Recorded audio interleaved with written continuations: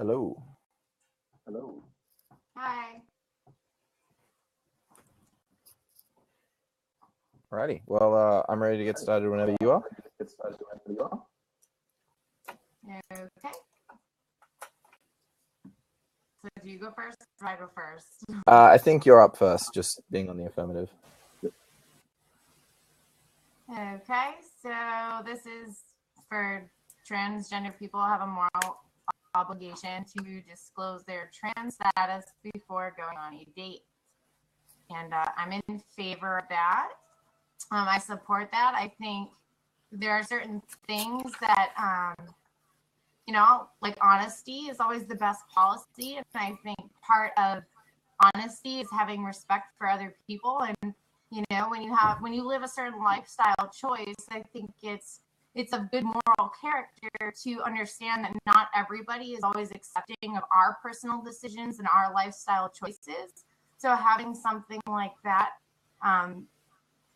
being said and told ahead of time is less deceptive than not omitting that information. So I just think, like, if you're a person of good morals, it would make sense to disclose that information before going on a date. Okay, cool. Yeah, makes sense. So I have a couple of openings. So I might just get you to maybe put some headphones in or something, because I'm getting a lot of feedback of myself talking, which makes it a bit hard.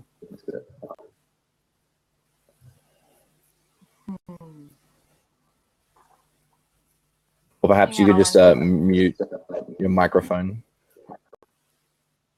Hang on one second. Layla, do you know where any headphones are?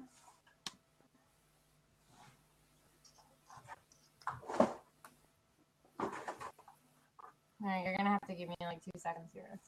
Okay, that's all right.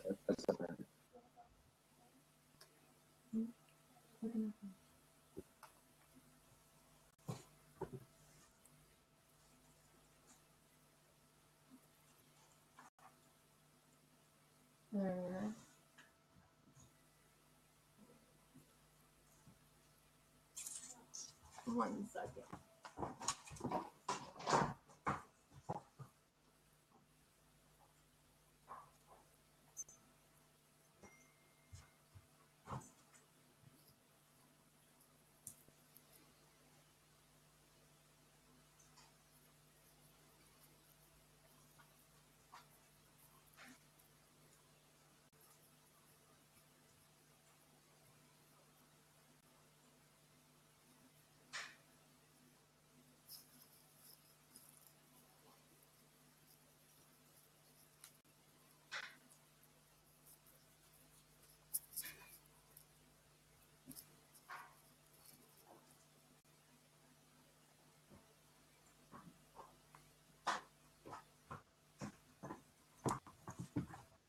Okay, let's see if this Okay. works. Yeah.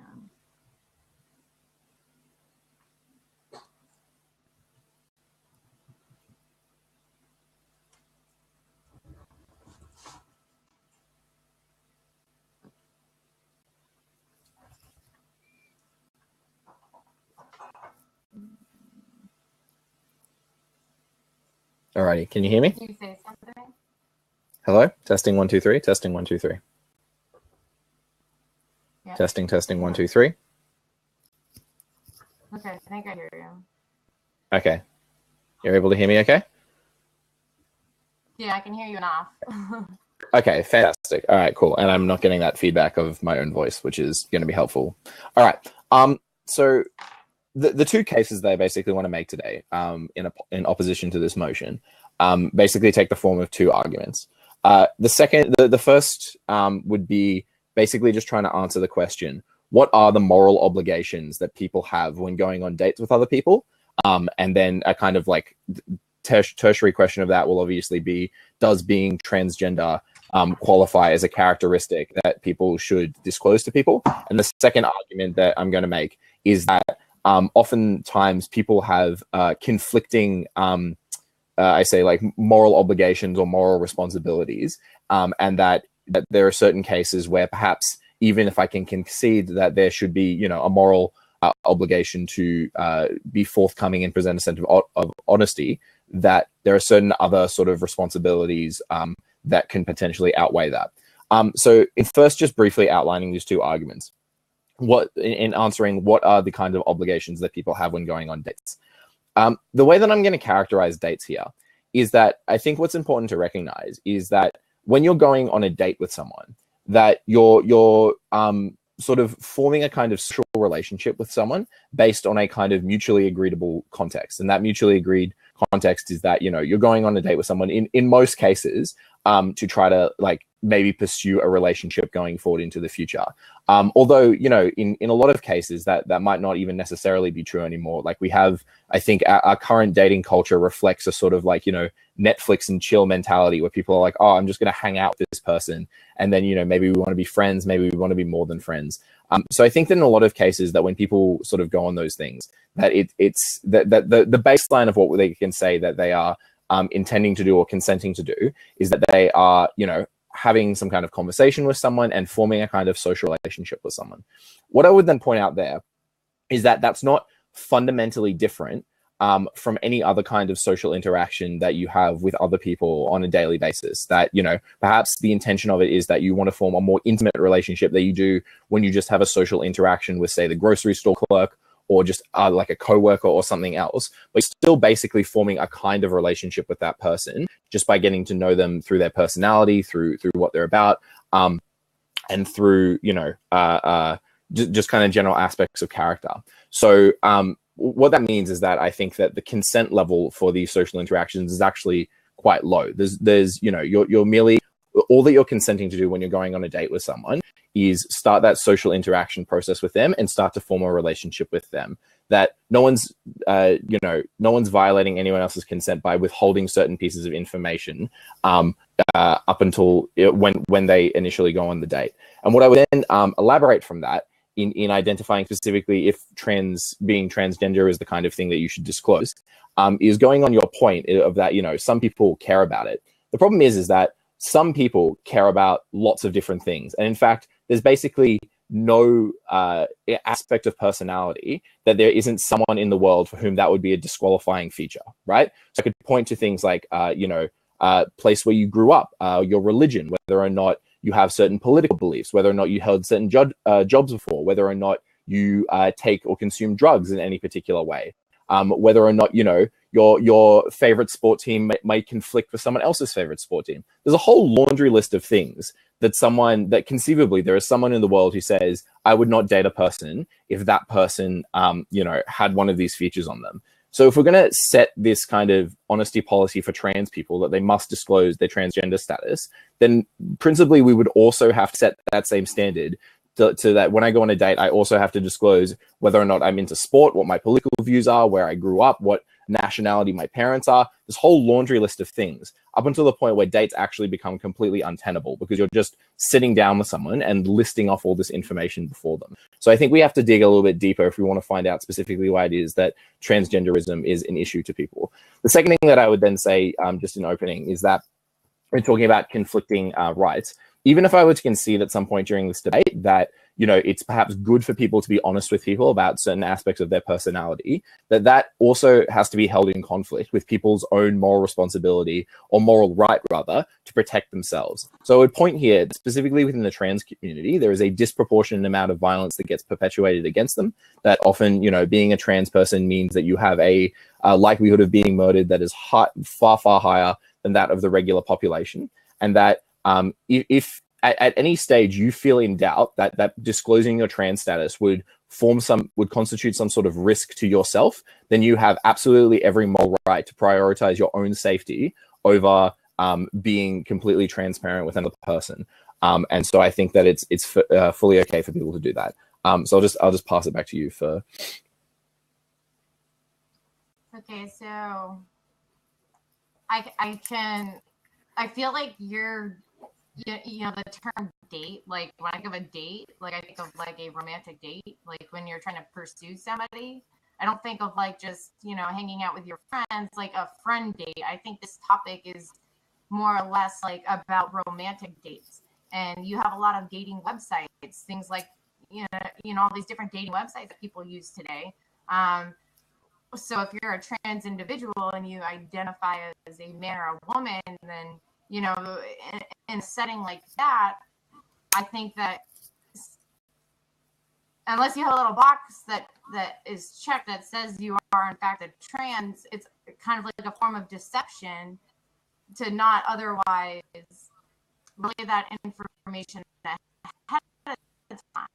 Do you know what I mean? It's not understand like community. There's this like, like some of them are almost afraid to disclose this information, maybe out of like, I don't know, insecurities. I actually had a talk with a friend of mine about this subject earlier, and that's kind of what she thought. Like a lot of them are afraid to disclose the information, or afraid of being judged, and all of these other things. Well, I would encourage the honesty, not just out of respect for the other person, but also for, your own happiness, right? Because if you're a trans individual, you're not going to want to go on a date with somebody, not just one date, but 3 dates to find out that they're not going to want to pursue things with you because you're in fact trans. It's kind of like why, like myself as a person, when I first had my daughter, right? Like I had a child, and not everybody wants to date somebody with a child. It's one of those things that could potentially, be a controversial, like a deal breaker, and when you go on these like dating websites or something like that, like there's little boxes that you can check so people can, do you have kids? Do you smoke? What is your religion? And so I think when I think of moral obligations, I think moral is a very selfless thing, right? It's morals are like a person's standards of behavior and beliefs concerning what is right and not acceptable to do. Things like honesty, loyalty, respect for others. These are all examples of morals.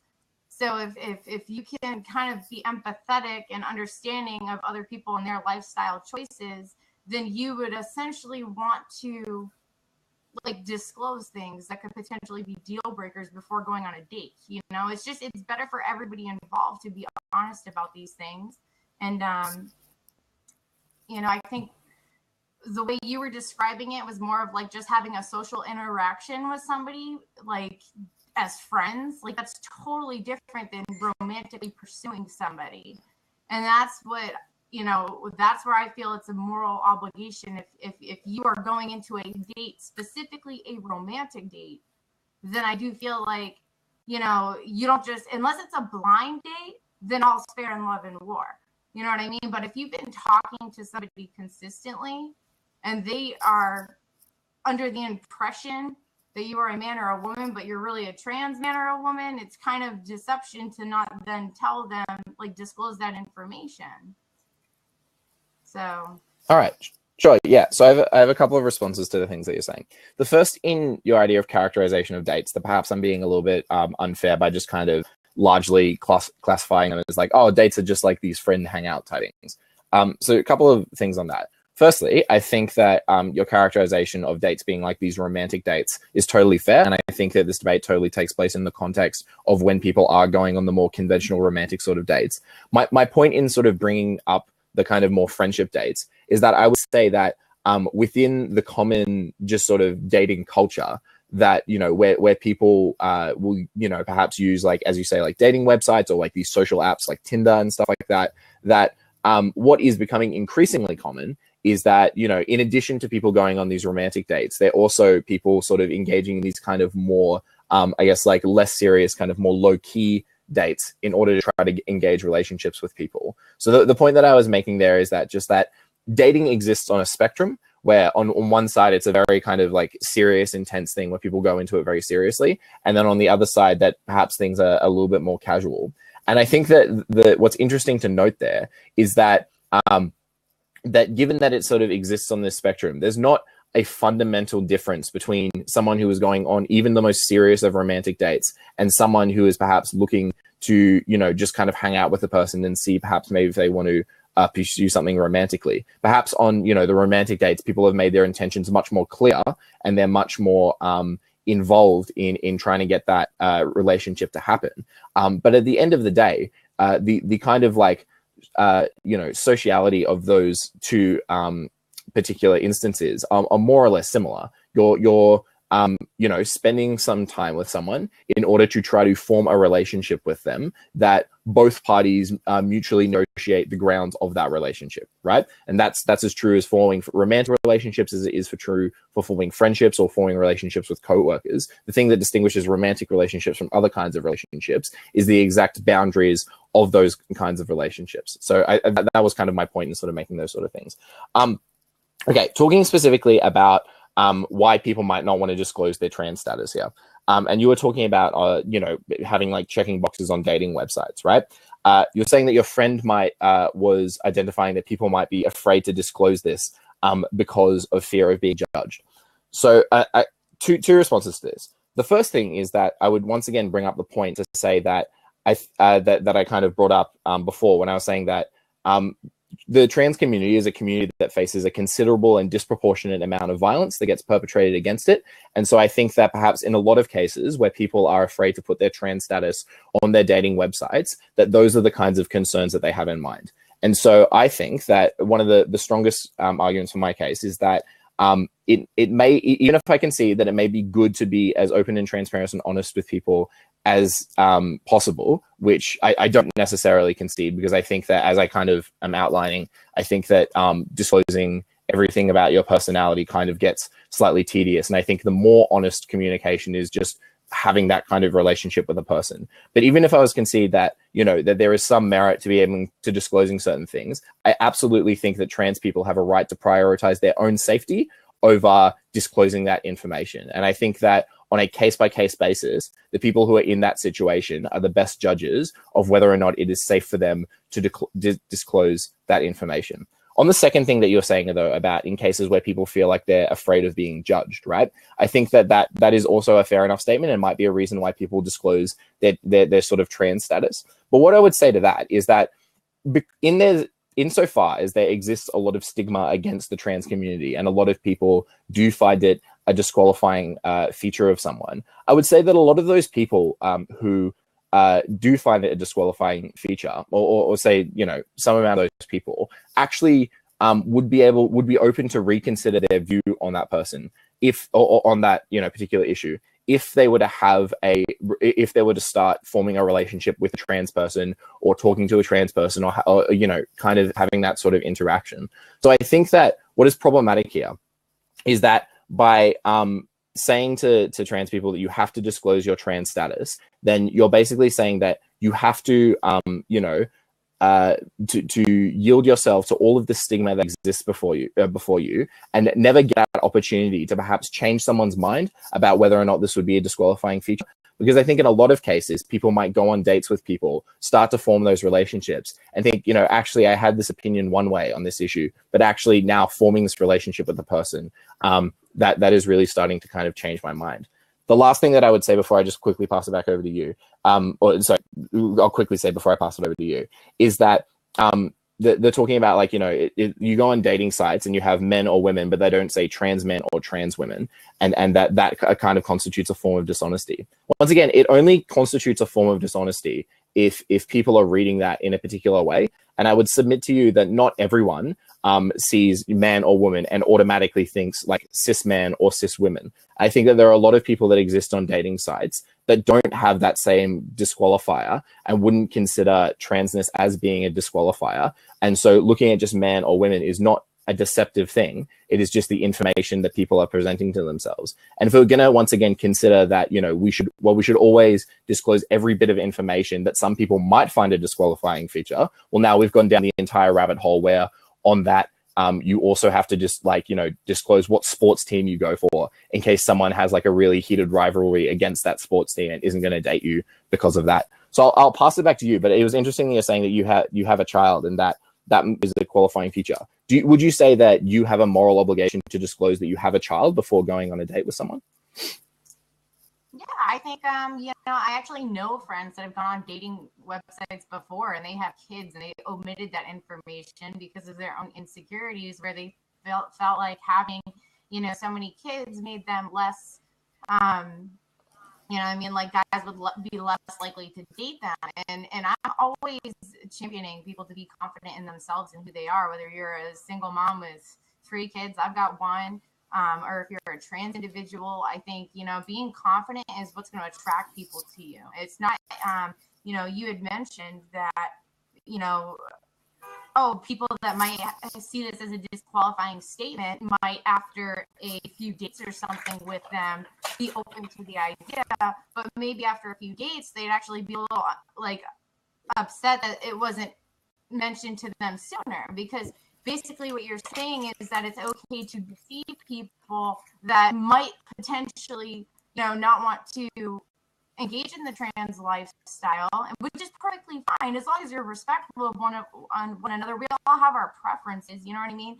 I would disclose that I have a daughter because having a child is a big responsibility. So it's just one of those things that I feel compelled to get out of the way. I'm not looking to trick anybody into thinking I don't have kids and then, have them, hook them into having feelings for me and then drop the bomb on them later. I don't feel like that's good moral judgment and good character. And I don't think that's a good foundation for a relationship anyway. I think it's always better to be honest, to be self-confident. I can completely understand, why some people have insecurities. I had insecurities in the past, but when I first had my daughter, I was really young.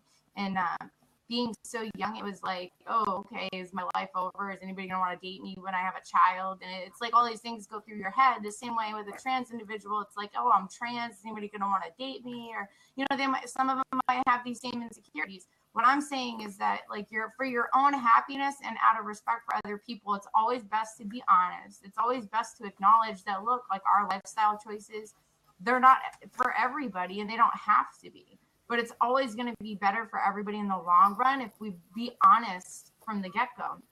And the other thing you had mentioned was, trans being afraid to put their, orientation and stuff like that on websites, and they're afraid for their safety. Well, if that's the case, right, then they shouldn't be omitting this information and going on dates with people that could find out 3 dates down the road and get really angry about it or something. I mean, if safety is really the ultimate concern, then why would you have somebody invest in you but omit that information? You know what I mean? It almost seems like it would be putting them in more harm's way to do that, because somebody could take it personally that they weren't told about it ahead of time.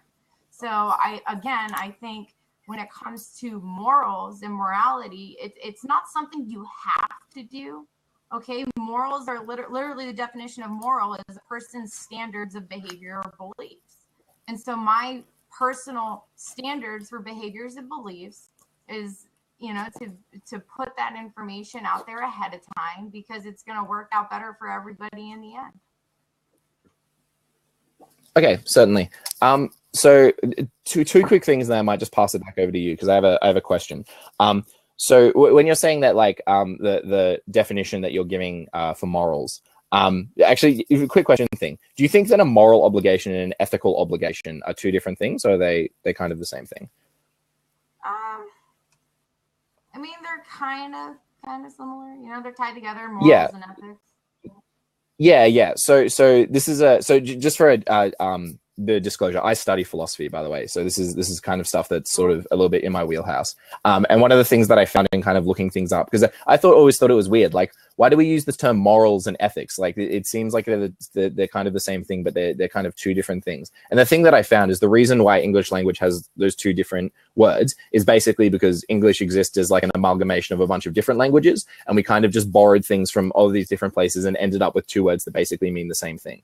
So the reason I bring that up is that when you say that it's like a moral obligation isn't something that you have to do, you just think that it's something that you should do, I would say that that the line that I am taking is that if you have a moral obligation to do something, that means you 100% should do something under all circumstances, the same as having an ethical obligation. Like, if you say that's like, you have a moral obligation. Yeah. That's okay, how cool. I feel about it, is that you should do that under all circumstances. My thing is that cool. I understand the situations where people don't do things that I consider to be moral. And I also believe forgiveness,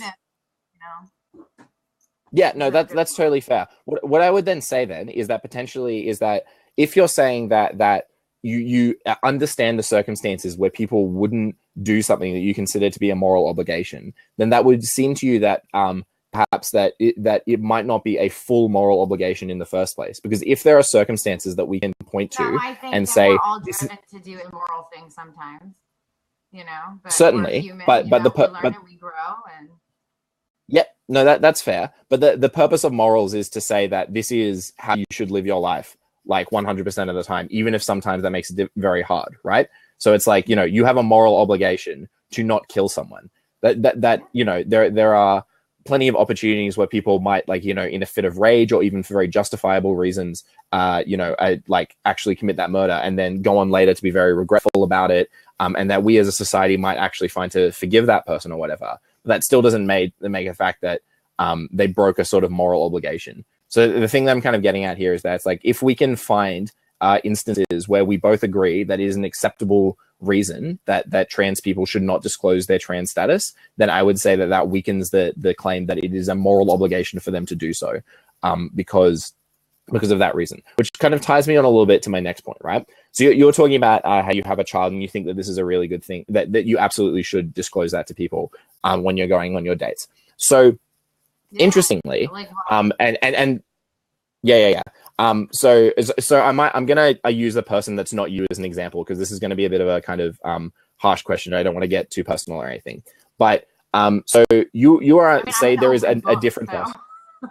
Okay, sure. So say there is a person who is a mother who has a young daughter or some other sort of things, and she has just read this article or read this study that says a majority of the sexual assaults that are committed on children are done by people like stepfathers, people who come into their home, because there is a phenomenon where people, like men, start dating women and they see that they have a child, and they kind of, in a sort of like really sick kind of way, think, oh, it's a sort of package deal, that if I'm entitled to one, I'm entitled to the other in this really harmful way, which is true, by the way. That is all those sorts of things, right? Would you say that in that case, that a mother is, if from that they say, okay, well, I want to safeguard my daughter, I want to, make sure that I'm not letting these kinds of people into the house who may specifically target me because they see that I have a daughter, because this is how their sick mind operates, would you say that that mother is then breaking a moral obligation that she has if she doesn't disclose that she is a single mother that has a daughter, in order to try to potentially weed out the kinds of people who might target her for that reason? I mean, I don't think using fear to dictate your morality is ever a good idea. I think that, like morals are morals, you know what I mean? Like, you can't justify it. It's like saying there's a reason in criminal law, right? Like, you're not technically justified. If somebody puts a gun to your head and says, you got to kill that person in order to save yourself, like, you're still committing murder if you shoot that person. Like, it's not justified. So you can't justify one immoral act because of fear. You see what I'm saying? Okay, sure. Well, say sure. To a whole bunch of other stuff. So, you know what I mean? It's my responsibility first and foremost to protect my daughter, and that's what I'm going to do. And I'm not going to let fear, get me to, like, I'm just going to. Yep. Okay. No, that's fair enough. So let me kind of reframe the question in a little way. Say that the mother isn't acting out of like a fear response, right? Say she's just looked at the data. She said, this is a likely thing that happens, that there are a number of men who are out there who are going to try to date me so that they can gain access to my home and potentially abuse my daughter.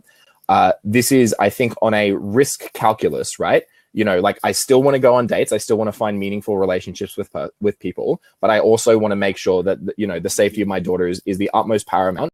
And so I am going to take reasonable steps that I can in order to safeguard against harms that is going to come to her. So she's not making like a fear calculus. She's making like a rational calculus. Do you think under that rational calculus, she is breaking a moral obligation, that she should prioritize being transparent with people over potentially safeguarding against her daughter's safety? No, I mean, if you like in that situation, I'd be wondering like why they're on dating websites to begin with. You know what I mean? Like, why? Do you know what I mean? I guess I could understand the mentality, but it still makes no sense, because whoever you're going on a date with is eventually going to find out you have a daughter anyway, right? Whether it's on the first date, second date, third date, fourth date, what's the difference if you disclose? Like, you have a child, that's not going to change. You know what I mean? Well, so the difference is that you. Like, I mean, like, that's not going to change. The risk is not being eliminated by you omitting that information. It's the same with trans individuals. If they go on a date and they're afraid of the risks that are posed to them, right? Like, that risk isn't going to be eliminated because eventually the truth comes out. So it makes no difference risk-wise. Okay, so rather than later. Okay, sure. So specifically on this risk point. So the difference is, right, is that if the logic that the mother might use is the idea that it's like, if there are people that are specifically going to target and try to date me and try to get in my home.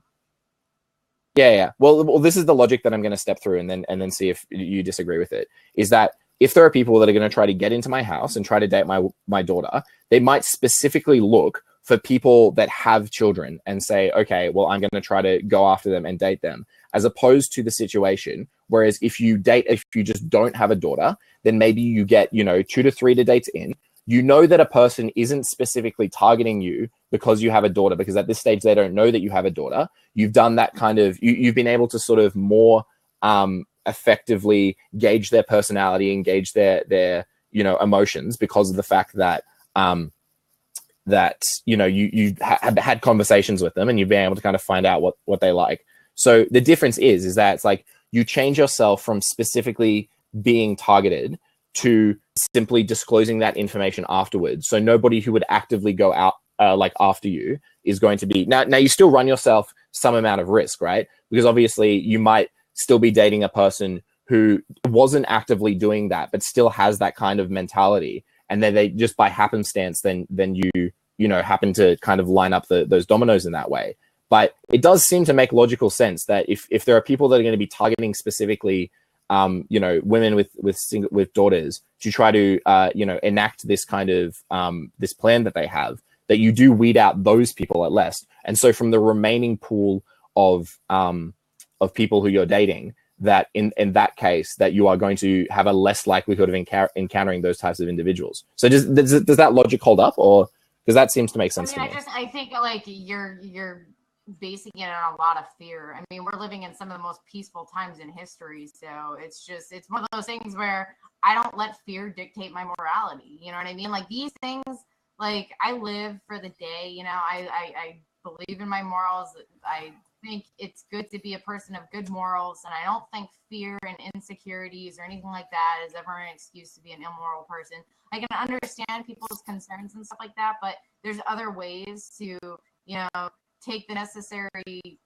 I mean, there are people like the other thing too is I don't understand how this same concept applies to trans individuals, because they don't necessarily perfect. Yeah. have a child. It's not about a child. It's about, you know what I mean? Like, yeah, certainly. So if you like,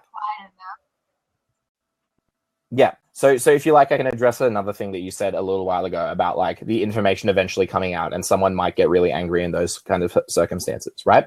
So I think that what you're saying is totally true.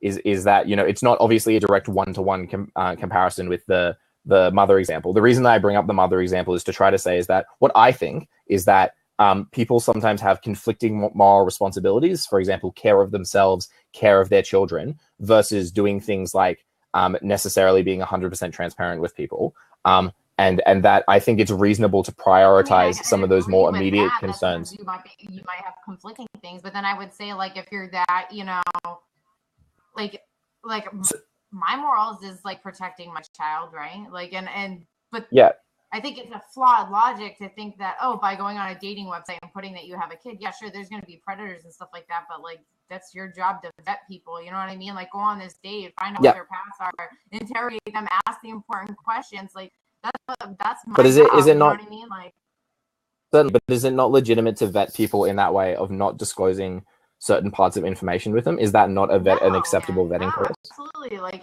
okay. If somebody's gonna prey on me and my daughter, like, okay. Well, I would say that in cases where I would say that in cases that in cases where people are going to look to so if it's the case that you are vetting people essentially by not disclosing certain pieces of information there, then the kinds of people that you are effectively lying to and being able to vet are not the kinds of characters that we really care about respecting moral responsibilities for you. Like if you not disclosing that you have a daughter on a website means that a person doesn't target you to try to abuse your daughter, then I don't think you have any moral responsibility to that person, because that person is a creep and doesn't like deserve people trying to like, you know, to cater to them. All right. So specifically just kind of tying it back to how this relates to trans people. So I think that your point that you're saying is that, you know, people get angry on the date and then that harm still accrues to trans people even after the fact. I would point out that, yes, I think that, so in some cases, people find out that people are trans after the fact and they get really angry about that. And that actually may put trans people's, you know, safety at risk. And then in some cases, it's because they, you know, they see that a person is trans and through, you know, their own kind of hatred and whatever, actually seek out to kind of connect with that person and harm them. And that does happen on occasion. What I would say is that given that there are two conflicting cases where in some cases, you know, that not disclosing the information might put the trans person more at risk, or in some cases disclosing the information might put the trans person more than risk, then it's not up to us as sort of like moral arbiters from high to say this is the right thing to do in 100% of circumstances, that rather it should be the responsibility of that trans individual to decide whether or not is a good thing at the time and at what point in specific relationships with people it is appropriate to be able to disclose their trans status. So like I know many people who are you know, openly trans and very proud of the fact that they are trans, and that they would very be likely to put like the trans woman on a dating website when they are seeking out those sorts of things. I also know people that who perhaps might say, you know, I you know, am concerned for my own safety that this is going to put myself at harm's way because of, you know, whatever other reason. And for those people, I would say I think they have an absolute right to prioritize their own safety over this, you know, being 100% transparent with everyone, and that it is appropriate for them to determine the point at which it is appropriate to disclose that to people.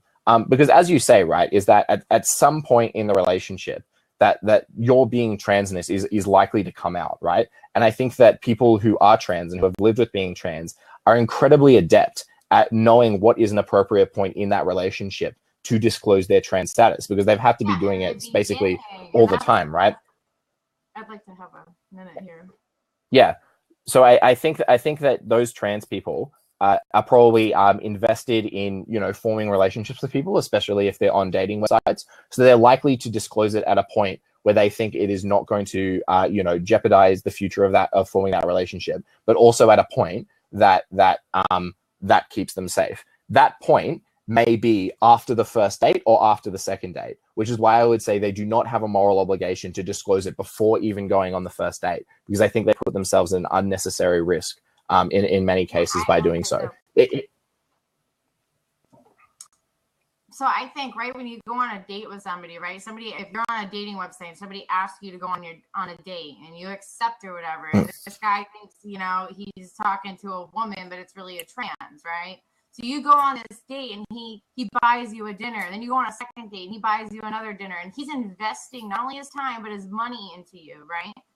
But then he thinks maybe this guy like wants kids someday or something like that, and wants to have a woman and isn't into dating trans people. Well, he's invested, right, into somebody that deceived him and alluded to the fact that they were actually a trans individual. Like that right there is kind of like, to me, that would be like advertising, you know,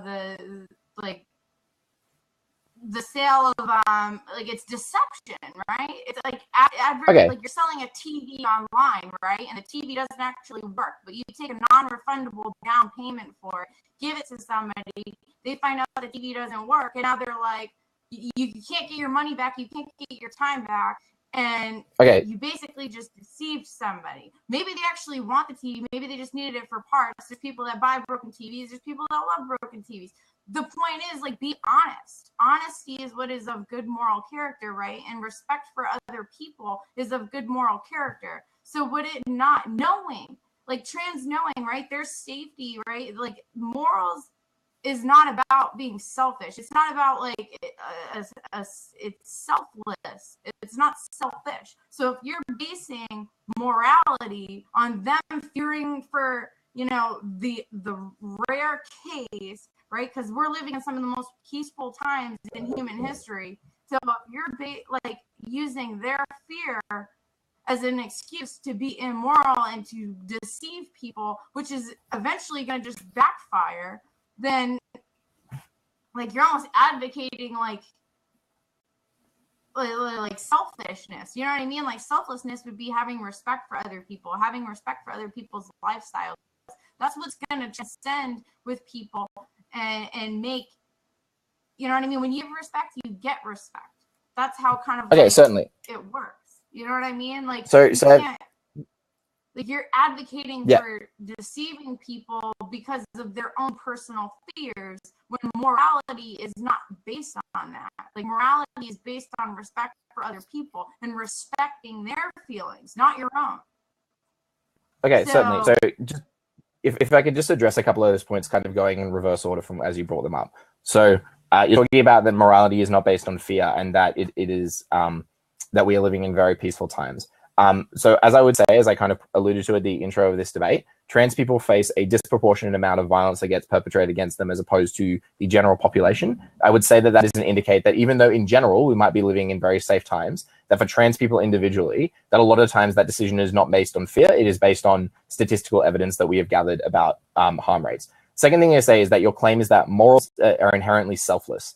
I would say that I think people have for example, a moral right to be able to defend themselves in the event of an attack against them. So if someone comes at you with a knife screaming, "I am going to kill you," and you have a gun, that you are perfectly morally justified in shooting that person. Have to go on the date to begin with. That would be their defense right there. They don't have to date. But they don't have to do these. But when they agree, right, a dating is a two-way street. It's a two-way street. The other person is investing in them just like they're investing in the other person. And you know what? It's only fair that, like, you know, good, like, I understand that some people have fears and insecurities. What I'm saying is I advocate self-confidence. I advocate throwing away those fears. You know what? Because life is too short to live in fear. Okay? Like, it's just way too short. Nobody wins with that. It's such an awful way to live. Like, we should all be respectful of one another. People should be respectful of the trans community, just like the trans community should be respectful of people that aren't, you know, necessarily into that lifestyle. You know, it's a respect thing. That's what morality is all about. You know. And well, I really think that it's in everybody's best interest. Like, if somebody doesn't want to date you because you're trans, then you shouldn't want that person. If they're that, like, you know, judgmental and that, like, you know, that they're gonna not want to give you the time of day because of that, then to hell with them. You know what I mean? Like, everybody should be confident and not let fear dictate, you know, their decisions. Like, I understand why some people fear gets the best of us, but I'd really advocate people being more confident in who they are, more respectful of other people, more open and more honest. Certainly. So I think that the case is that my response to that would be to say that I largely agree with what you're saying in terms of, like, you know, it perhaps might be sensible for trans people to disclose that thing, or perhaps just not want to try to date people that would be prejudiced towards this, right? Or you know, that you shouldn't live in fear and all these sorts of things there. I think that's, you know, a perfectly reasonable life view to hold. What I would say is that it's like there is a difference between something being like a good way to live and something being a moral obligation, right? I can fully agree with you to say that perhaps the preferable way to you know, approach these kinds of situations is to try to, you know, live without fear and do these sorts of things. I would say that idea does not then confer to a moral obligation to disclose your trans status, because and the point that I was alluding to with the self-defense thing is that your claim essentially is that morals are being about selflessness. The fact that I can point to the example of self-defense and say, well, that is someone is acting in a selfish instance, points to the idea that, one, that not all morality and ethics are inherently selfless, and that, two, people have a right to prioritize their own safety and their own concerns in a lot of cases over the safety and concerns of other people if they think that those other people are going to harm them or have some sort of ill will towards them. Just quickly, we only have a couple of seconds left. So I guess the thing that I would just quickly to go back to, right, is the idea of, like, you know, you have to be honest and you have to disclose these kinds of people. I think that in a lot of cases, lying for self-defense should only be justified if you're in imminent danger, not when you're going on a date. Like, if you're in imminent danger and you have to lie to save yourself, that's one thing. But to like voluntarily engage in the act of dating and then lie because you're claiming that they need to protect themselves. That's protecting themselves would just be not engaging in behavior that they deem harmful. You know what I mean? Not engaging in